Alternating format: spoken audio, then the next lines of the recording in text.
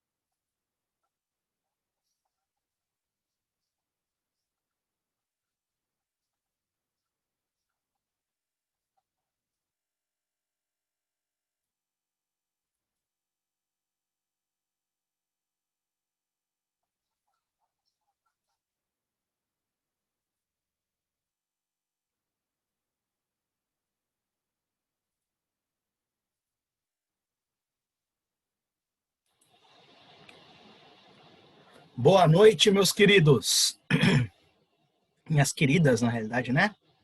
Maria Santana, Tainara, Bruna e a Kelly.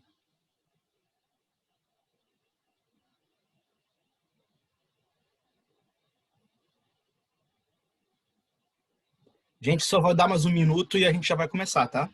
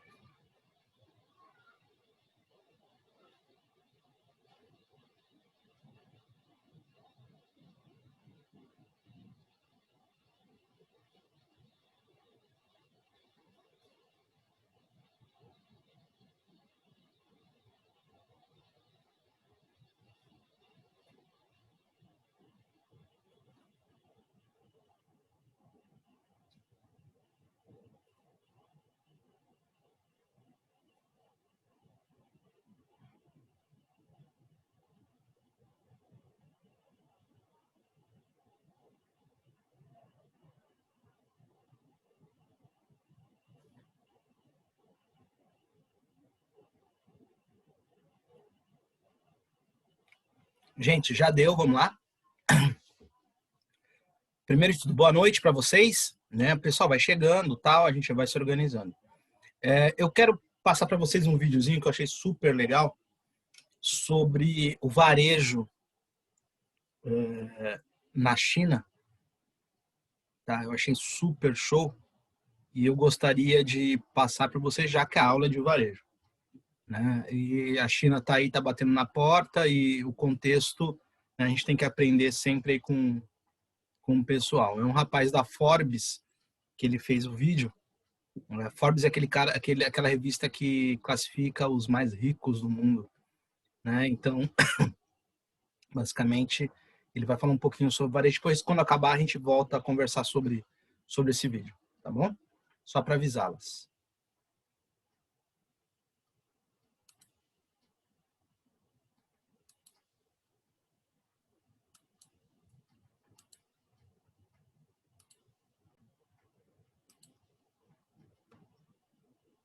Tarde, boa noite. Ricardo Jeromel.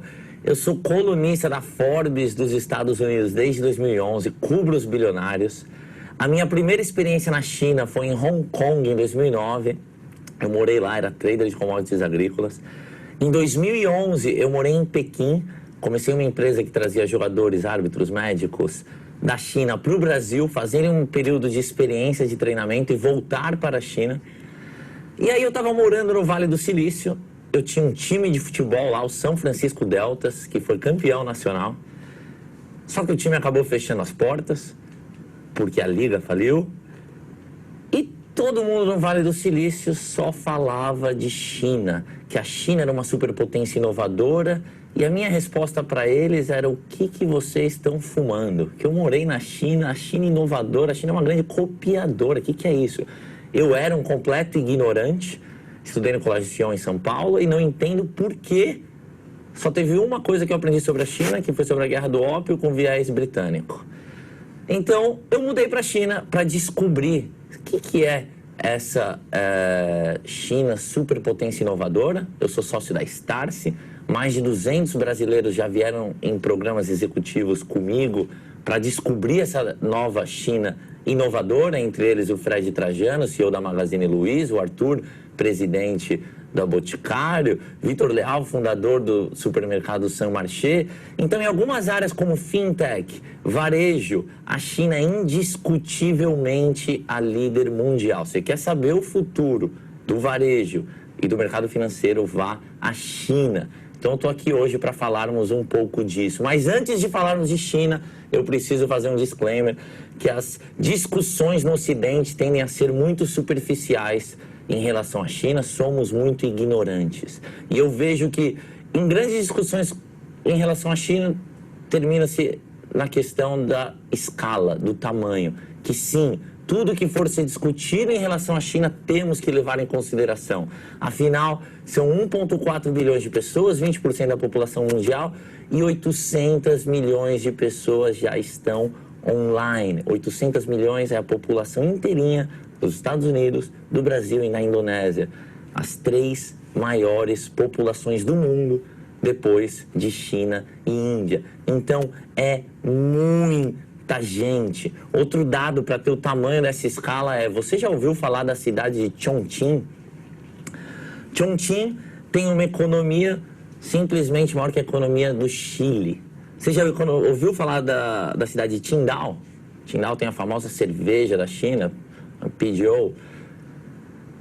Qingdao tem uma economia maior que da Noruega. Então, tamanho e escala é um negócio que tem que ser levado em consideração quando se fala da China. É tão importante que nosso cérebro, quando ouve os números da China, a gente não consegue interpretar.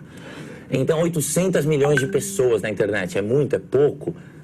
Bom, tem que pegar a proporção. Quanto significa isso em relação aos Estados Unidos, por exemplo, uma economia madura, ou algum país europeu?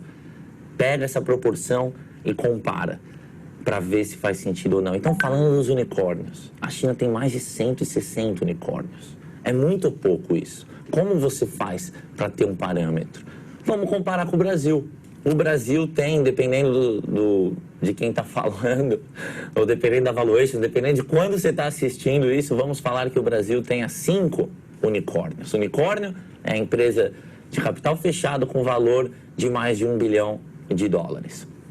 Então, O Brasil tem uma economia cerca de 7 vezes menor que a economia chinesa e uma população cerca de 7 vezes a população da China. Então, o número de unicórnios deveria ser quantas vezes menor?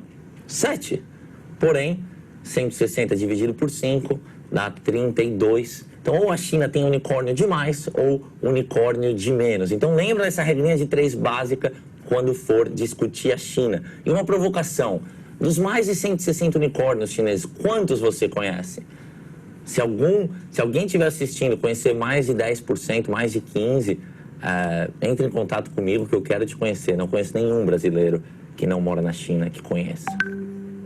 Então, para matar aquilo que quando você estiver numa discussão, falarem de China e os argumentos terminarem no tamanho da população, isso é bom ou ruim, ou atingir esse resultado porque tem muita gente, se esse for o único argumento, por favor, compare com a Índia.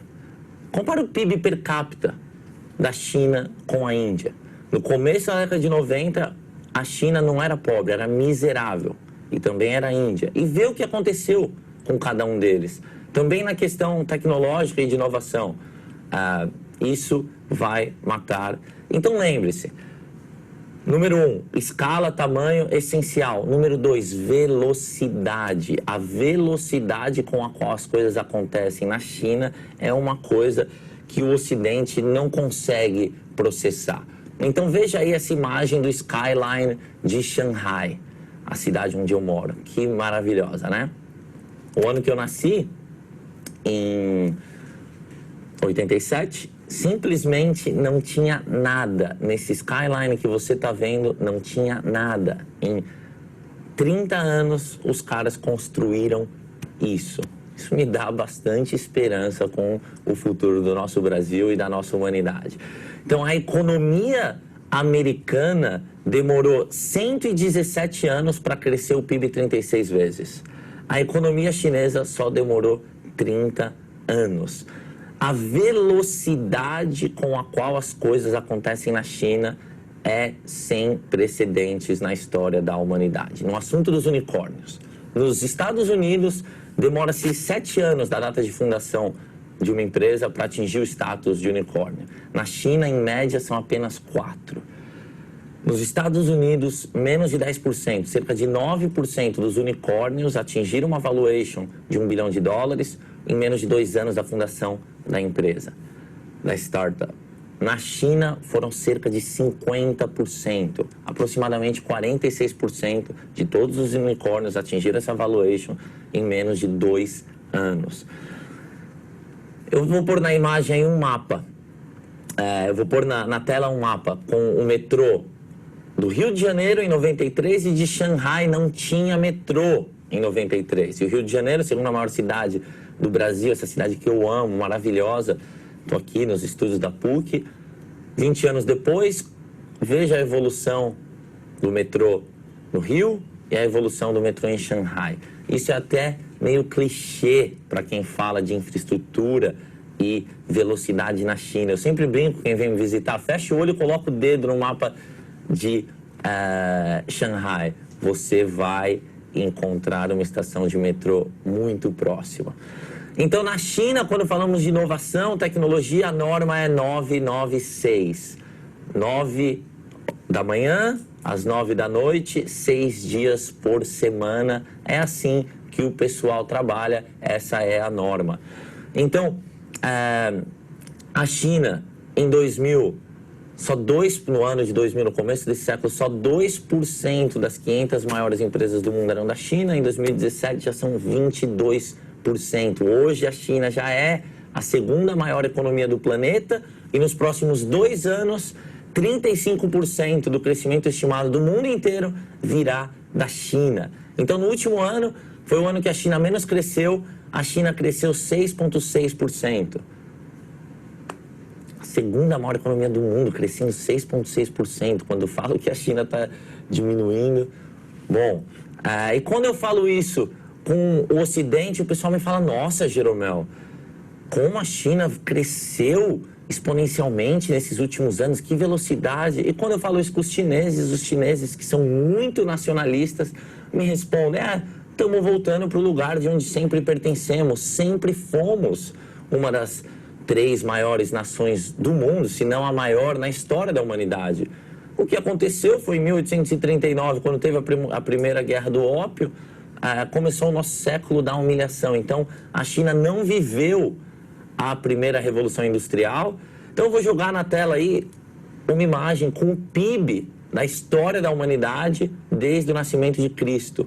Veja, em vermelho está a China, em amarelo a Índia. Veja o tamanho do PIB da China em proporção nesses últimos 2000 anos. Então teve esse século da humilhação, quando veio a primeira revolução industrial, que a China não viveu por N motivos, só que agora a China está voltando para o lugar que sempre pertenceu.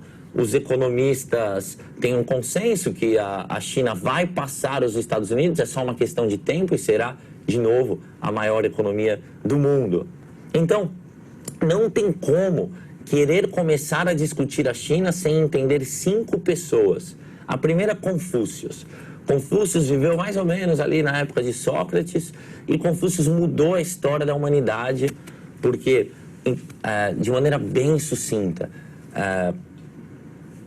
graças aos seus ensinamentos, quando ele era vivo, ele não conseguiu trabalhar para nenhum imperador diretamente, foi diferente de Maquiavel, mas quando ele morreu, os seus ensinamentos passaram através dos seus discípulos, com as obras, principalmente os Analetos. E Confúcio, graças aos seus ensinamentos, enfiou na cultura chinesa que a percepção que para melhorar na vida você tinha que passar numa prova. Então, naquela época, os imperadores entenderam que queriam ter as melhores pessoas perto deles como espécie de nobres. E para ter essa ascensão social, tinham que fazer uma espécie de prova. Essa prova era bem diferente de um vestibular de hoje. Pessoas morriam fazendo, durava dias. Só que o que causou isso? Causou que faz milhares de anos, ou mais de 1000 anos, e cerca de 2000 anos, que o povo chinês tem engranhado na sua cultura que o estudo pode melhorar a sua vida. Então, a educação é muito diferente de estudo. E o chinês faz centenas de anos que entende que estudando ele pode ter uma ascensão social. Na Europa era só por sangue que você conseguia melhorar de vida, não tinha ascensão social. Então Confúcio ajuda a explicar muito da harmonia da sociedade e dessa obsessão com o estudo que as famílias e as pessoas chinesas têm até hoje. A segunda pessoa que é essencial entender é Mao. Mao, um dos fundadores do Partido Comunista em 21, o fundador da República em 49, que fez o Great Leap Forward, a Grande Marcha Adiante, a Revolução Cultural, e são períodos essenciais para serem estudados, porque quando você vai fazer negócio com os chineses, você vai ouvir falar do pragmatismo. Eu falei para vocês 996, e o ocidental vai falar, pô, mas como assim? E o work and life balance, e o balanço entre a família e a vida profissional? Pô, eu brinco sempre com a minha esposa, que os pais dela, eles moram na Califórnia. Eu falo, pô, enquanto teus pais estavam decidindo se iam para Woodstock ou não, os pais dos nossos contemporâneos chineses não tinham que comer, graças às políticas de Mao e de toda a lógica daquela época. Então, tudo aquilo que aconteceu não faz nem 100 anos. A Revolução Cultural foi entre 66 e 76. Tem reflexo na população até hoje. Então, depois do Mao, veio o Deng Xiaoping. O Deng Xiaoping foi o cara que falou, não importa a cor do gato, desde que pegue o rato, tá tudo certo. Uma versão disso, talvez não teve o tá tudo certo. Isso ajuda a explicar o pragmatismo chinês. A outra coisa que ele falou é, ser rico é glorioso, ser comunista não é ser pobre. E foi ele o grande pai do comunismo com características chinesas. Então, quando a gente ouve falar de comunismo, vem na imagem União Soviética, Venezuela, Cuba, não é isso que está acontecendo na China de hoje. Então, lembre dessas 3 pessoas. A outra é o Xi Jinping. O Xi subiu ao poder em 2012, 2013, ficou 5 anos, depois decretou o fim, que tinha uma coisa que só podia ter 2 mandatos no máximo. Ele falou, não, vou ficar, não tem mais isso dos 2 mandatos. E o Xi é essencial para entender a China de hoje. Não há como querer começar a entender a China sem entender o governo chinês. Entenda o 72525, que tem o Politburo, mas o meu foco não é esse. Eu só quero dar uma chacoalhada para você que está assistindo e quer entender a China. É essencial gastar tempo com o governo, fazer negócio com os chineses e não entender do governo, a sua chance de ter sucesso vai diminuir consideravelmente. Então, na imagem que eu coloco na tela, tem o Xi com o Agüero e o David Cameron. Você pergunta para qualquer chinês, nossa, o futebol está crescendo tanto, por quê? Parte da resposta é porque o Xi gosta. A outra parte é eu sou completamente apaixonado por futebol, a gente esquece que o futebol é um produto de consumo. E o Xi e o Partido Chinês agora estão empurrando a China para mudar a base da economia e ser, em grande parte, movida a consumo. A outra coisa é que o Xi é também o líder do exército chinês. A outra pessoa que é essencial, a quinta pessoa, então, Confúcio, Mao, Deng Xiaoping, Xi e o Jack Ma. O Jack Ma, que recentemente se aposentou da Alibaba, que ele fundou. O Jack Ma, que gosta de ser chamado de Shifu, mestre, professor, e vai se dedicar à educação, ele diz agora. O Jack Ma é um poster child, é um exemplo de vida dos chineses, aprendeu inglês, nasceu e cresceu pobre e virou a pessoa mais rica da China. Hoje foi passado pelo Pony Ma, o fundador da Tencent, mas estude a vida do Jack Ma.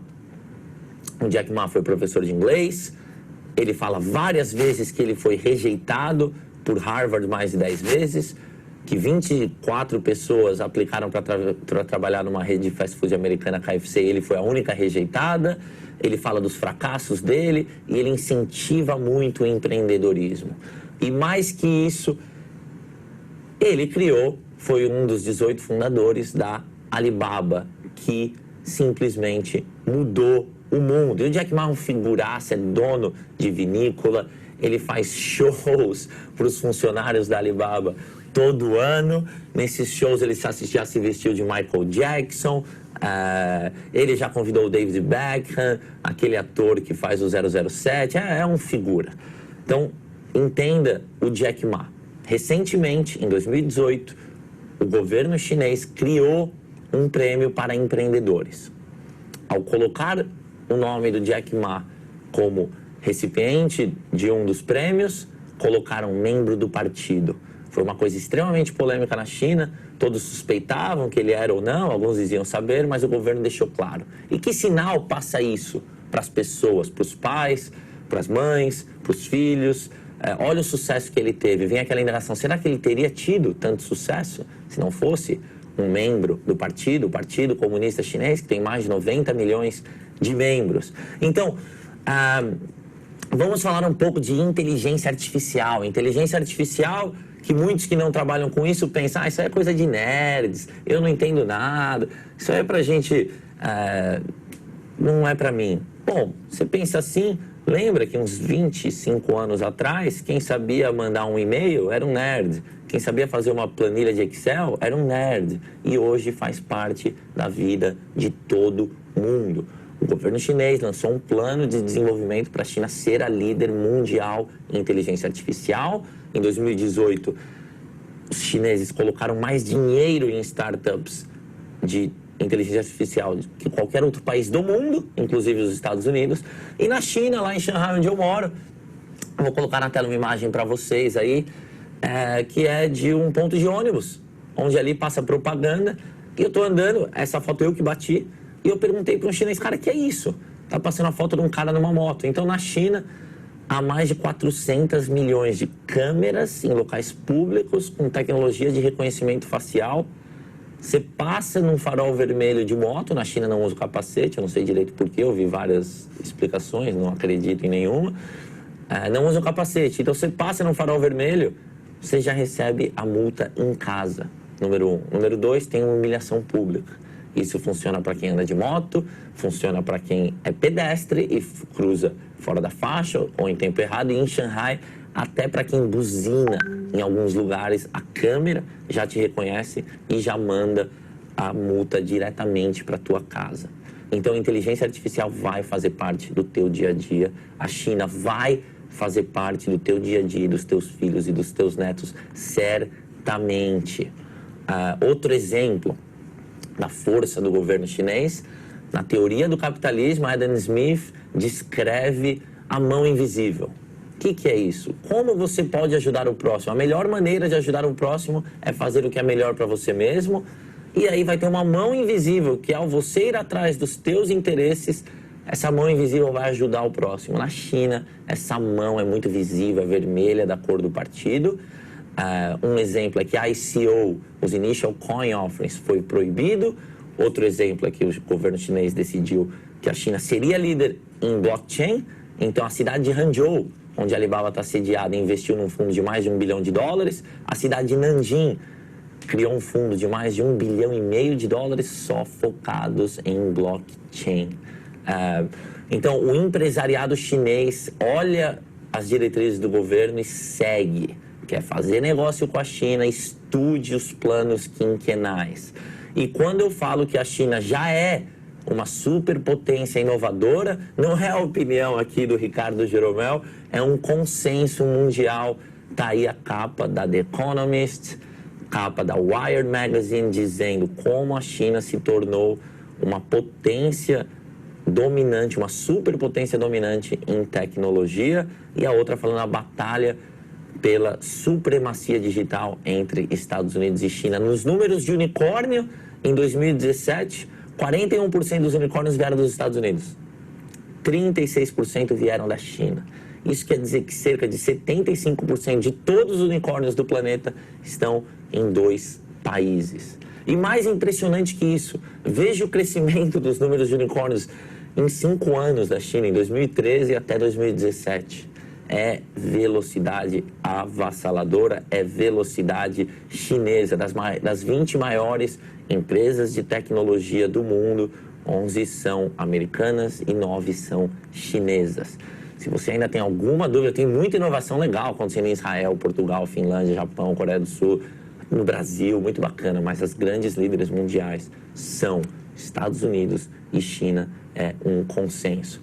Então, capital é um negócio fundamental em um ecossistema empreendedor maduro. E a quantidade de capital sendo investida em startups na China só tem equivalente nos Estados Unidos. 31% de todo o capital de risco dos venture capitalists do mundo vem da China. E 45%, mais ou menos 44,6%, vem dos Estados Unidos. Então agora vamos nos aprofundar na Alibaba. A Alibaba, que é a maior empresa de tecnologia da China, chegou a ser uma das 5 maiores empresas de capital aberto em todos os segmentos do mundo. Isso varia muito porque os preços das ações são dinâmicos.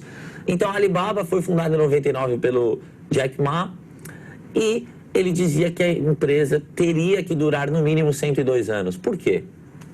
Porque ele queria que a empresa durasse durante 3 milênios, 3 séculos, desculpa. O século XX, o século XX, o século XXI e o século XXII. A missão da empresa é facilitar fazer negócios em qualquer lugar.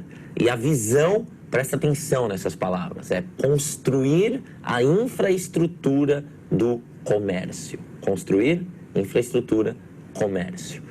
A Alibaba é uma galáxia inteira. Para dissecar o mundo Alibaba demoraria aqui semanas, talvez meses. Então, na tela está um pouco do mundo Alibaba, vocês vão ver que tem uma parte de digital media e entretenimento. Então, o YouTube da China chama-se Youku, é da Alibaba. A Alibaba é dona de estúdio na Califórnia. A Alibaba tem grandes braços, então, de conteúdo de mídia.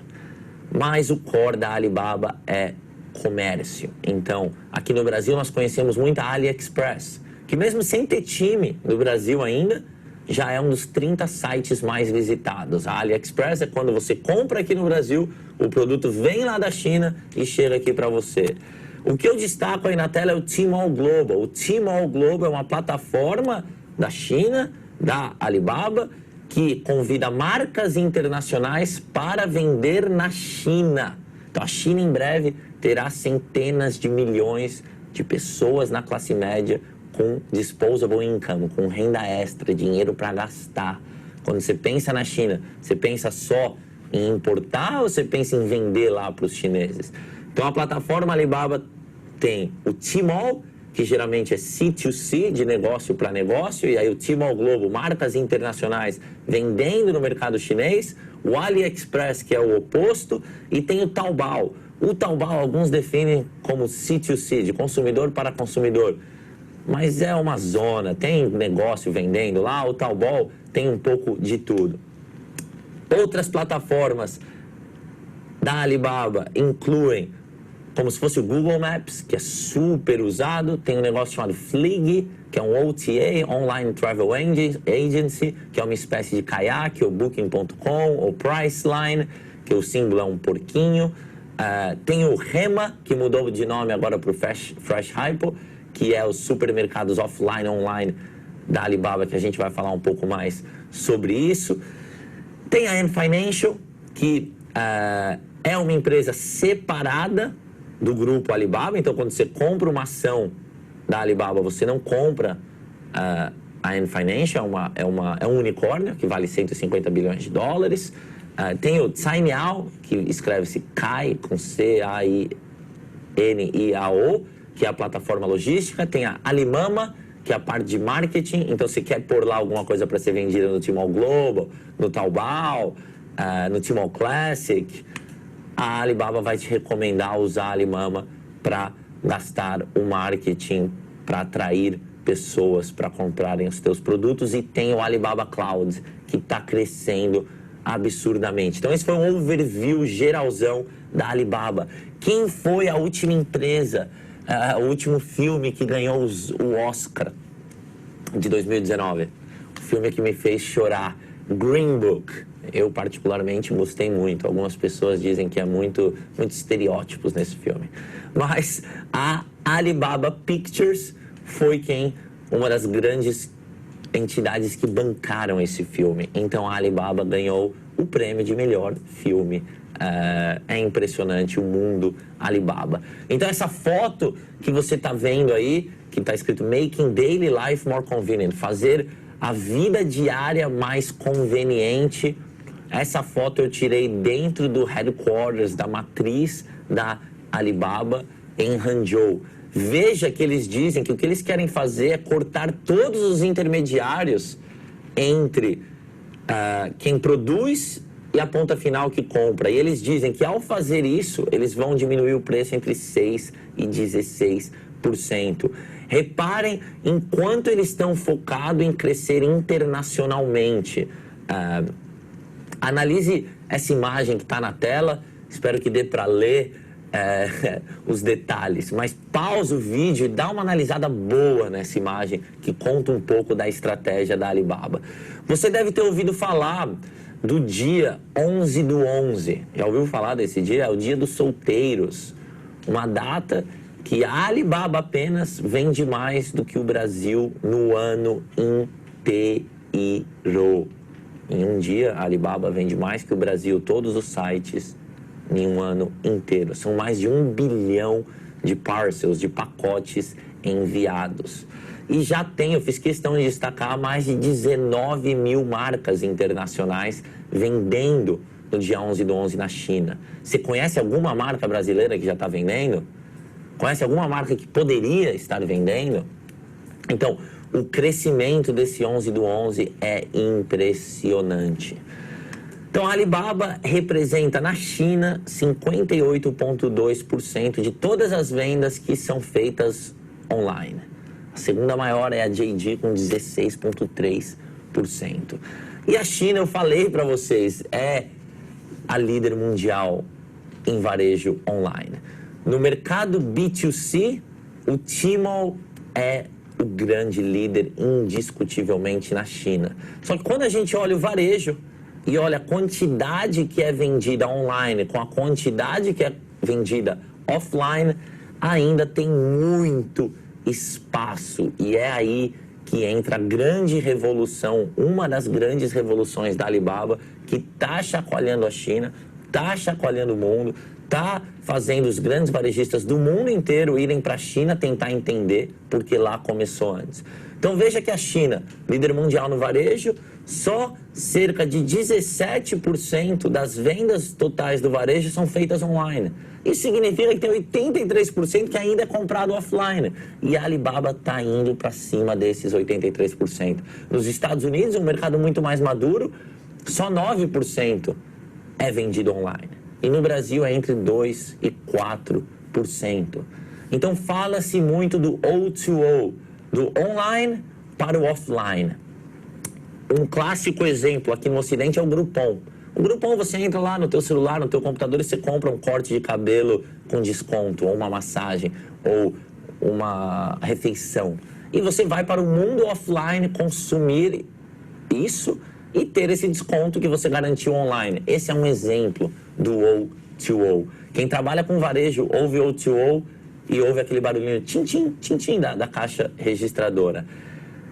O que vocês devem ter ouvido falar do Hema, Hema em chinês significa hipopótamo, que mudou o nome agora para Fresh Hypo, é a revolução da Alibaba no varejo tradicional. E eu gosto de explicar como um mix do online para o offline, para essa barreira ficar cada vez mais invisível. Então o Hema é meio online, é meio offline. O Hema, o que é? Eles pegaram lojas. O Hema, minha esposa usa muito. Você compra alguma coisa e chega em menos de 30 minutos na tua casa. Se você está a um raio de 3 quilômetros daquilo. Então, basicamente, eles transformaram as lojas em um depósito. Por quê? Você compra online e te entrega. E transformaram um depósito em loja. Então, a grande sacada do Hema, e eu conversei com várias pessoas que trabalham na Alibaba nesse projeto, é, no médio e longo prazo, convencer as pessoas a não mais precisar ir comprar offline, a ter total e plena confiança em comprar online as coisas, que nas grandes cidades já é muito melhor, porque, pô, você tem que parar o carro nesses trânsitos impossíveis, as pessoas têm pequenos apartamentos, aí quando você para o carro, você vai lá, escolhe, fila para pagar, daí pega a sacola, leva para o carro, chega na tua casa, para o carro, sobe no elevador, quando você pode comprar online e receber sem todas essas fricções. Então o Hema enfiou muita experiência nas lojas. Você vai nos grandes shoppings chineses, os restaurantes estão lotados, mas as lojas funcionam mais como showroom. Então a Hema sempre coloca restaurantes com comida fresca, que você pode ir ao mercado e comer lá, ou pedir para te entregar. Coloca animais vivos, peixes, as comidas frescas têm grande foco e destaque.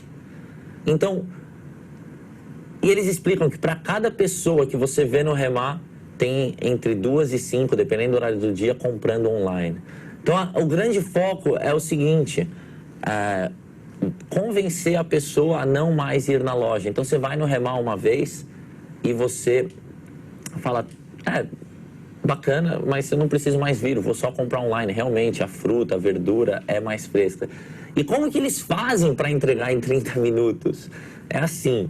Resumindo, você compra online, daí um carinha na loja recebe aquela ordem, ou uma mulher, tem entre 2 e 5 minutos para literalmente sair correndo e jogar tudo dentro de uma sacola. Tem 4 tipos de sacola, dependendo se é um produto gelado, se é um produto fresco.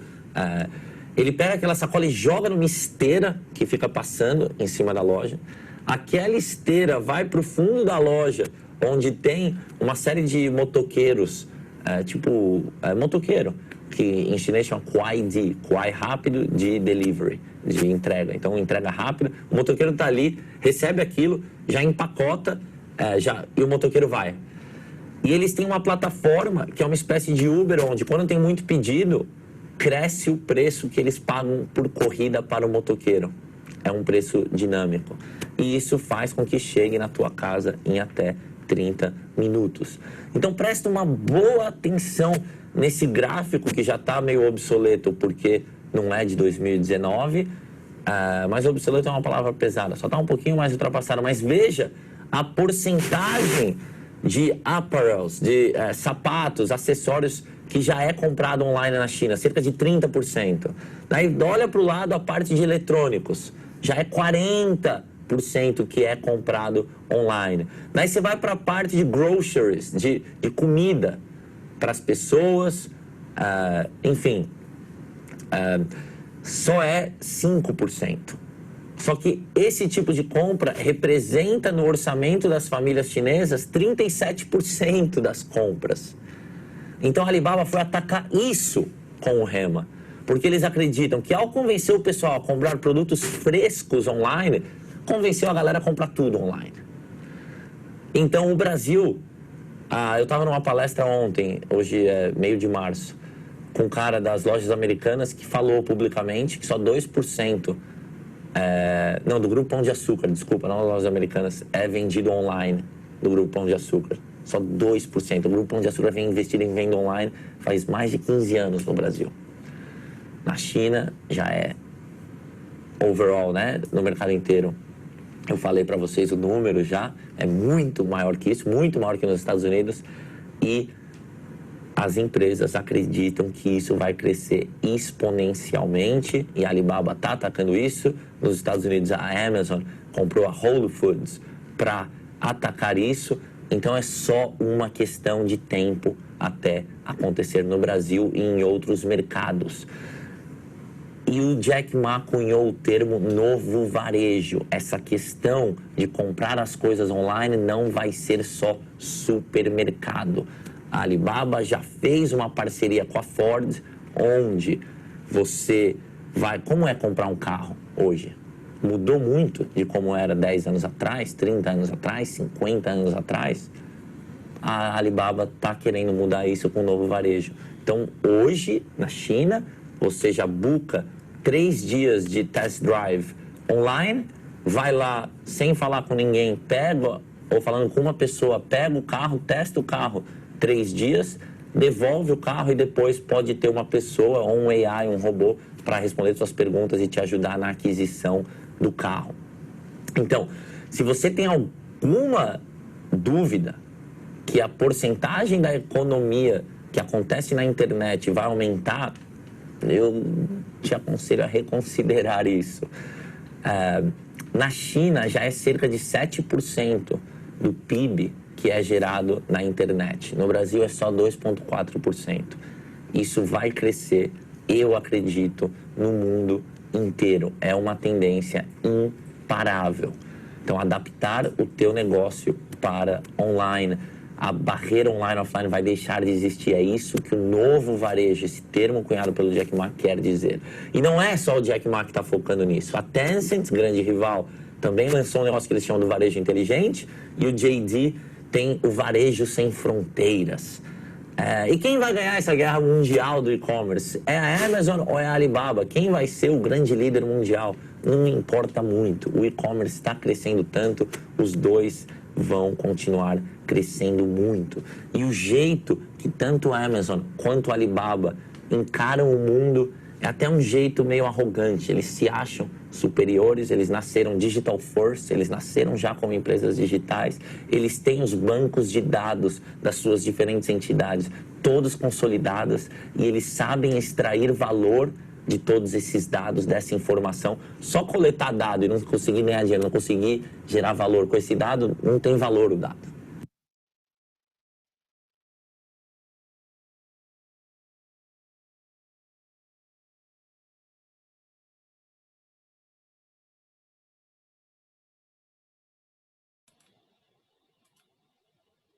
Vamos lá, se vocês não dormiram ainda, vocês vão acordar agora. Já acordaram? Sim, não, talvez, quem sabe?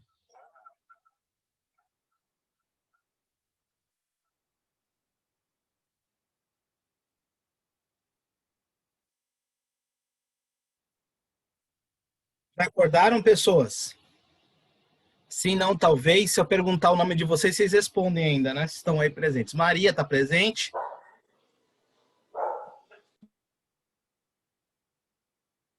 Patrícia, fala, querida. Só libera o áudio. Não, eu falei que eu tô acordada. Maria está presente, Tainara, Bruna, Jaque. Oi. Isso, tô presente. Tô presente. Tá? Vocês estão vendo, é filme comendo que eu tô ligado. Não vou negar que eu tô comendo mesmo, viu? São vocês, viu? Vamos lá, gente, rapidinho. Quando a gente fala, né, nesse processo de comércio, né, comércio digital, né, desse contexto do varejo, né, a gente acaba aí notando, na realidade, né, que o Brasil ainda tem chances aí de crescimento. Né? Vocês viram que a China, em 30 anos, né, que ela deu o boom, que ela estourou, né, a potência que é hoje. E dentro disso, né, a gente analisa aí que o Brasil também tem um processo de crescimento. Ele está, na realidade, em processo de crescimento. Pergunto para vocês, o que vocês acharam, né, a gente volta no Brasil, o que vocês acham aí com essa pandemia, o que vocês acham com o nosso comércio, né, ele tende a se modificar, ele tende a decair? O que vocês acham disso, gente? E Maria foi embora. O que vocês acham aí? Patrícia, o que você acha?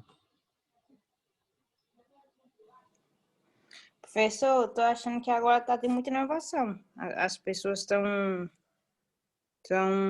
procurando fazer as coisas mais em casa, tem mais ideias. Inclusive, a minha mãe mesmo, com essa pandemia, ela começou a fazer tapete, aprendeu a fazer tapete. Outra tia minha começou a fazer. Acho que passou mais a estudar também. E bastante. Eu achei muito legal esse negócio da China aí. Demais. Os bichos estão correndo demais. Professor, você acredita que talvez por causa dessa Covid, eles tenham. Que eu já ouvi falar também. Que a Covid veio de lá porque às vezes pretende crescer e isso ajudaria eles? Na realidade, já ouviu falar sobre isso? Também, né? Na realidade, assim, né? Vocês sabem que vírus assim, eles não são normais, né? Eles são manipulados. Então, e aí a tendência desses vírus, como é manipulado pelo ser humano, ele acaba tendo mutações mais rápidas, né, do que os vindos naturalmente, né? Por exemplo, o gripe esse é um tipo de gripe, né? Mas o nosso resfriado convencional, né, ele não teve muita modificação de um tempo para cá. Né? Você pega, você fica doente, tal, mas você não se morre disso, né? E esses tipos de vírus agora vieram a fazer comprovação científica que ele dá problemas nas artérias, coágulos, né? Por exemplo, teve muita gente que pegou esse tipo de vírus e acabou, na realidade, tendo problema de circulação nas pernas, e vários contextos aí nesse processo. Por isso que tem gente que morre do coração, tá? Dá muito derrame, né, nas pessoas, né? Por esse motivo, ele mexe com a corrente sanguínea, né? Então, ele não é um vírus normal, é um vírus modificado, tá? E muitas pessoas já comprovam isso, que ele é um vírus modificado, não um vírus normal, né? Como a AIDS, por exemplo. A AIDS é também um contexto de modificação genética. Ela não é uma doença que o cara foi lá, comeu um macaquinho, comeu, eu digo de absorver mesmo. Comeu macaco, tal, tá? E aí as pessoas que absorveram isso tiveram essa síndrome de imunodeficiência, né? isso também é um contexto manipulado, como as grandes doenças também têm um contexto de manipulação, né? Então, quando você falou disso, né, para acabar prejudicando, notamos também, a gente tem que ver o seguinte, que os primeiros prejudicados foram eles, né? E eles não tinham a vacina, né? Eles não tinham o contexto. Qual é a conclusão? O prejuízo também era deles, né? Tem que ver se não foi um outro país que implantou na China, até porque a quantidade de pessoas é enorme e tal, né? E a gente tem aí vários contextos para essas doenças, né? Porque o nosso nível populacional mundial está muito alto, né? Não sei se foi para vocês que eu falei, foi para uma turma que eu estava falando, que com o advindo dessa nova doença, né? Quando a gente ficou em quarentena e pelas várias mortes que tivemos, né? A Terra teve um boom ecológico quase em 80%, né? Então, por exemplo, na Baía de Guanabara, no Rio de Janeiro, é a baía mais poluída do mundo. Nesse tempo de quarentena, as tartarugas marinhas voltaram para a Bahia. Pra vocês terem uma noção, né? A poluição do ar foi melhorada em 90%. Né? Para vocês terem uma ideia. Eita, professor. Oi? Nem sabia, não cheguei a ouvir isso. Tá? Então, houve uma melhora, para vocês terem uma ideia, aí do contexto ambiental de 80%. É que agora vai voltando, né, as coisas vão voltando de novo ao que era antes. Né? Com as fábricas fechadas, né, com os carros não andando, vários contextos assim, acabaram que o meio ambiente teve uma melhora muito grande. Né? Mas a gente também tem que analisar vários itens, né? Por exemplo, no Brasil, será que foi positivo ou negativo esse tipo de doença? Né? Você morreu muita gente, né? Foi negativo. Mas teve comércio, né, que aumentou a sua lucratividade em 400%, para quem não sabia. Os deliveries aí, quem trabalhava com delivery, aumentou em 220%, quase 300%. Né? E aí isso também a gente tem que ver, né? Muitas pessoas tiveram qualidade de vida, né? A pessoa só trabalhava em casa, só trabalhava de casa para o trabalho, de casa para o trabalho, do trabalho para casa, né? Fazer esse ciclo. E aí, às vezes nem via o filho, não via a esposa, né? E com essa parada, as pessoas tiveram qualidade de vida, né? Os pais, as mães tiveram mais contato com seus filhos, né? Será que essa parada foi positiva ou foi negativa? O que vocês acham, gente? Bruninha, tem uma opinião aí? Não? Patrícia, Tainara, o que vocês acham? Jaque? Professor, acho que depende. Acho que foi mais pra cima, foi uma boa. Igual o home office que fala. A gente achava que estava bem distante, de que a gente ainda falava que podia não, que ia acontecer um dia de acontecer de ter trabalhar em home office, sei lá como é que fala. Home office. E agora foi obrigado, foi na marra que teve que acontecer isso agora, como está acontecendo nas aulas, todo o trabalho. Então, de home office. Uma coisa que estava distante, isso, que estava distante, de uma hora para outra está acontecendo. E as entregas também. Para vocês terem uma ideia, no home office, vocês sabem quanto as empresas pouparam, gente, por causa do home office? Teve empresa que teve uma lucratividade, assim, digo, de poupar 30% do contexto da despesa da empresa. 30%. A gente fala em 30%, mas não é um valor baixo para uma empresa. Né? E aí a gente tem aí, por exemplo, por que, né, um valor baixo? Tem empresa, por exemplo, que dá alimentação para o seu funcionário. Aí, com home office, o funcionário come em casa. Né? Ele que faz a comida dele, esse contexto todo. A gasolina, né? Muitas empresas pagam aí um adicional para o transporte do funcionário e tal. Também não teve esse processo, né? Vocês terem uma ideia, teve empresa que lucrou 7% do seu contexto por causa do cafezinho, né? Porque a empresa dava café, lanchinho, tal, para os funcionários que ficavam, e aí com isso a empresa poupou dinheiro, né? Porque o cara tinha que tomar seu café em casa, tinha que comer em casa, né? Olha só como a empresa poupou, né? E aí o pessoal falou, diminuiu o salário do funcionário, né? Também, porque a empresa não tinha o contexto de consumo, né? Ela acabar na realidade não vendendo seus produtos, tal.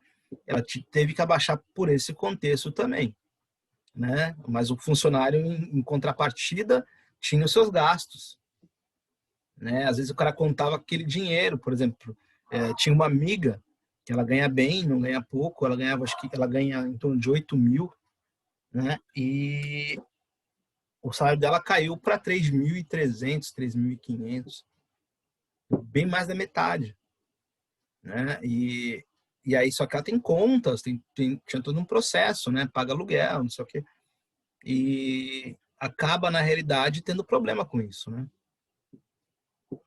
Já voltou normal, tal, mas acaba trazendo com ela, né, esses prejuízos, né? Infelizmente, tá? Mas em contrapartida, né, assim, para algumas empresas foi válido, né? Pensar bem o que é válido para ela, né? Eu vi uma pesquisa que enquanto ao home office, 70% de 100 empresas pesquisadas, né, 70% falou que vai continuar com o home office, porque para ela é mais vantajoso.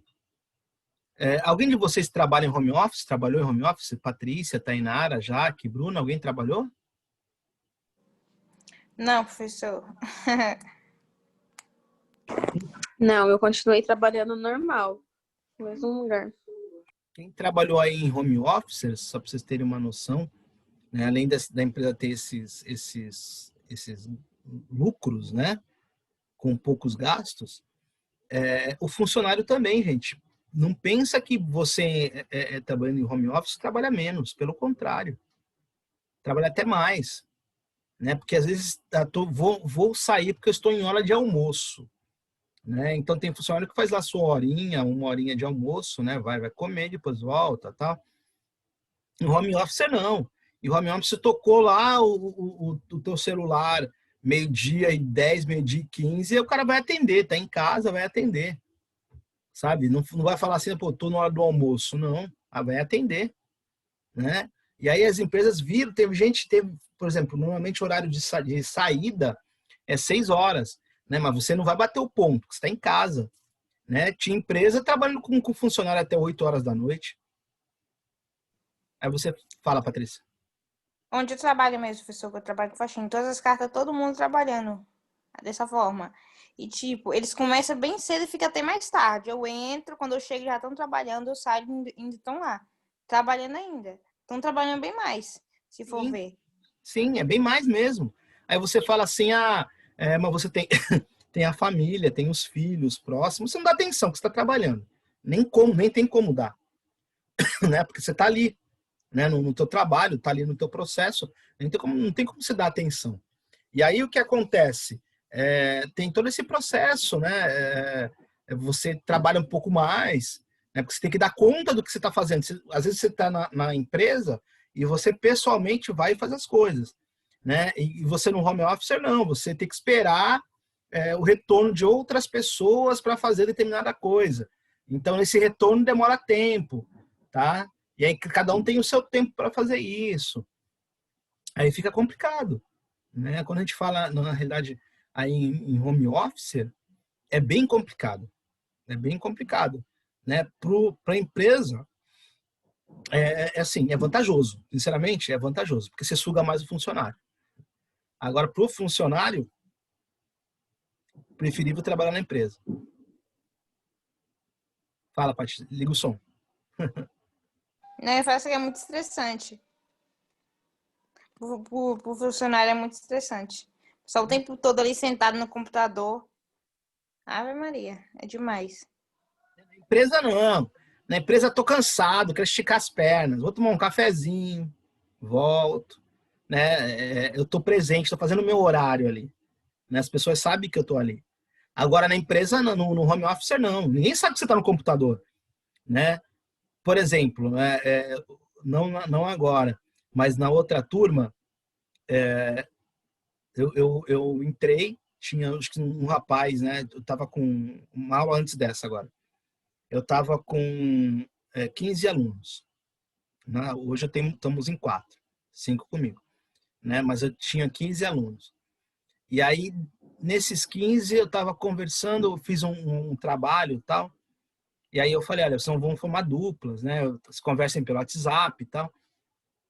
E eu falei, comecei a falar, o fulano fica com o Beltrano, o Beltrano fica com tal. Aí eu falei, por exemplo, Marcelo. Aí o ícone dele estava lá. Eu falei, Marcelo, fica com fulana. Marcelo, tá aí? Nada. Aí demorei, coloquei ela contra a pessoa e deixei ele isolado. Passei atividade, dei exercício e tal. Marcelo, tá aí? Nada. Aí eu falei, pô, Marcelo, se tiver com problema na tua comunicação, manda no chat, né? Tô com problema tal. Nada. Em outras palavras, ele ligou lá o celular dele, deixou no mudo e foi fazer as coisas dele. Não é? Só que na empresa, né, no home office, você não pode fazer isso, né? Senão você se prejudica. Como eu fiz, se um chefe faz, né, ele vai, na realidade, complicar o seu lado. Né? Então, tem muito isso. Por exemplo, como eu falei para vocês, eu estou no Estado, né, sou professor do Estado. Né, professor, estou na direção agora. E aí, os professores também fazem home office, né? Então estão em casa, tal. No Guarujá, o prefeito não autorizou a volta às aulas presenciais, né? Então só online. E aí tem professor, por exemplo, é muito do esperto, né? Que fala assim, o meu computador deu pau, tô sem internet, né? E aí a gente começou a ver, vocês terem uma noção, a gente começou a ver o quê? Os professores passeando. O professor falava isso e dava o cano. Né? Hoje mesmo. Hoje tinha uma professora, isso eu falo hoje, né? Não foi nem ontem, nem um mês atrás. Tinha uma professora que falou assim, minha internet está ruim, né? Mas eu vou responder os alunos online, sem problema, tal. Legal, tudo bem. Aí eu tô vindo, aí eu tive que sair para resolver um problema de banco e eu vim pela orla, né? Eu passei pela orla da praia. Quando eu olho na orla, quem eu vejo? Esta professora, com a filhinha dela brincando num parquinho. Eu passei até bem devagarzinho, assim, para ver se era ela mesma. Aí eu olhei e eu falei, caraca, mano, então a internet dela tá aí, ó. O problema de internet dela tá aí. Né? Olha só, na realidade, assim, né, a gente começa a ver e assim, nesse contexto pessoal. E aí, por exemplo, o que o Estado está aplicando agora? Você não tem internet? Vai na escola. Você não tem computador, tá ruim? Vai na escola, tá? Agora, a partir de hoje, tipo, as pessoas são obrigadas a ir para a escola, né?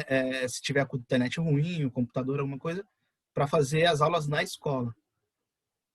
Então, pra vocês terem uma noção de como funciona esse processo online também, né? De home office e tal. Assim, as pessoas pensam que enganam, mas acabam se prejudicando, né? É um contexto muito complicado, uma faca de dois gumes, na realidade, né? Pode dar certo como pode não dar. Gente, alguém tem uma perguntinha? Vocês gostaram aí do videozinho da China? Achei bem interessante, eu gostei, professor, demais. Porque a gente também tem que ver o seguinte, em 30 anos eles conseguiram esse boom econômico tão grande, a gente poderia também conseguir. Né? Qual a diferença deles? Na realidade, o patamar aquisitivo deles era tão igual quanto o nosso, era, né? Agora não. Mas era tão igual quanto o nosso. né? E qual é a diferença deles pra gente? Liga o áudio, Paty. Eles trabalham demais. Ó, as horas que ele começa, quanto é? 9 8 por horas. 8. 9 horas de relógio, Deus me livre. 6 dias na semana. No Japão é mais até, viu? São 12. Ave Maria, não. São 12 de domingo a domingo. É de domingo a domingo no Japão. Tá? Só O que pessoal assim, não vive, não. mas também em contrapartida você ganha, né? Mas ter só dinheiro e não poder viver, sei lá. Mas vai saber qual, cada um tem seu objetivo, né? Cada um tem uma Algum opção na objetivo. vida, né? Tem gente que nesse primeiro momento quer ganhar dinheiro, né? Então, indiferente se tiver família ou não, ele vai continuar trabalhando, se matando para ganhar dinheiro. Tem gente que não, tem gente que quer viver e não quer ter tanto dinheiro assim. Né? E depende Vai de cada um tem um propósito, né? Já eu não, prefiro curtir mesmo. Prefiro ser feliz sem precisar estar trabalhando, me matando e trabalhar, porque depois você perde a saúde. Deus me livre, não. tem várias pessoas que têm esse contexto, né, Paty?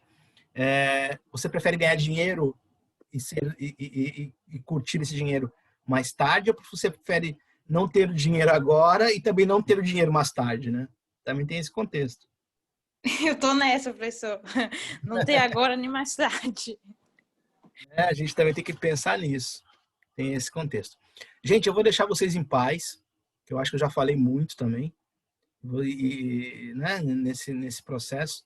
E ninguém fala nada, né, Bruna? Né, Jaque? Né, Tainara? Só a Patrícia fala. É bom escutar. Você não, tá rouca? É só Todo mundo escutar. interagindo. Tô vendo. A única interagindo aqui é a Patrícia. Pior vocês, hein? Gente, Elas concordam comigo, professor. Eu tô falando por elas. Elas concordam com tudo que eu falo. tô Isso vendo. aí, apoio total. Gente, eu vou deixar vocês em paz para vocês descansarem um pouco. Vocês têm aula com a professora... Ai, como é que era o nome? Não, a gente só tem aula com o professor. Só homem. Ah, então não. Porque tem uma professora que pediu aula para mim, então não foi de vocês. Deve ser do 4º semestre. Então tá bom, gente. Até a aula que vem. A aula que vem a gente tá de novo, hein? Bom descanso para vocês. Boa noite, professor. Tá bom, professor. Obrigada. Boa noite. Bom descanso. Também, Tchau, gente. boa noite. Tchau, tchau.